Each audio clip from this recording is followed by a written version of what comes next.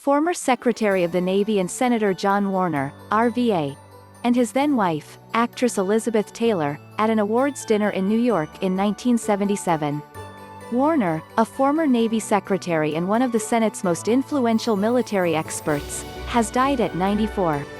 APhide captiontoggle captionAP former Secretary of the Navy and Senator John Warner, RVA, and his then-wife, actress Elizabeth Taylor, at an awards dinner in New York in 1977. Warner, a former Navy secretary and one of the Senate's most influential military experts, has died at 94.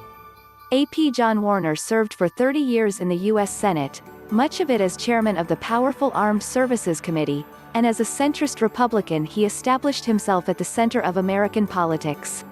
But before all that, Warner, who died Tuesday at 94, became famous as the sixth man to walk down the aisle with violet-eyed movie star Elizabeth Taylor.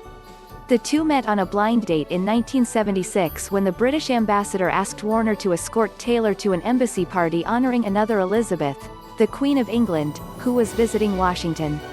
They married that December on Warner's farm near Middleburg, Virginia. "Well, I thought we would get married, live on the farm, raise horses," Taylor told Larry King on his show in 2001. "And I thought it would be all very sort of farmish, and jobby, horsey, and I could have animals, and I would go out and brand the cattle." But soon after they wed, Warner set his sights on an open U.S. Senate seat.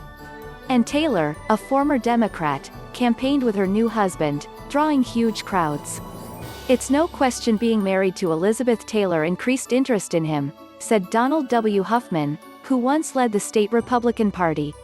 "She traveled with him, and people turned out." Years later, Taylor laughed at how she was told not to dress ostentatiously during the campaign. "I ended up in a tweed suit," she told Harper's Bazaar in 2006. "Me, little tweed suits. What I won't do for love." When Warner got to the Senate in 1979, he was the butt of some jokes, including being immortalized as Senator Elizabeth Taylor in the Doonesbury comic strip.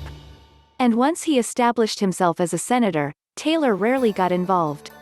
"I don't think I've ever been so alone in my life as when I was Mrs. Senator, and I don't blame my ex-husband," Taylor wrote in her 1987 book, Elizabeth Takes Off. "He never pretended to be anything but a man devoted to public service, and once that service began in earnest, I had to take a backseat to his constituency." Unfamiliar in a supporting role, she said she felt worthless, eating and drinking with abandon. Her usual 120-pound figure ballooned to more than 180 pounds. But Taylor also credited Warner with helping her get on track with her weight loss, making her hoist an 11-pound turkey to see how heavy it felt. "The observation struck home," she said. The two grew apart, though, and, after a 14-month separation, divorced in 1982.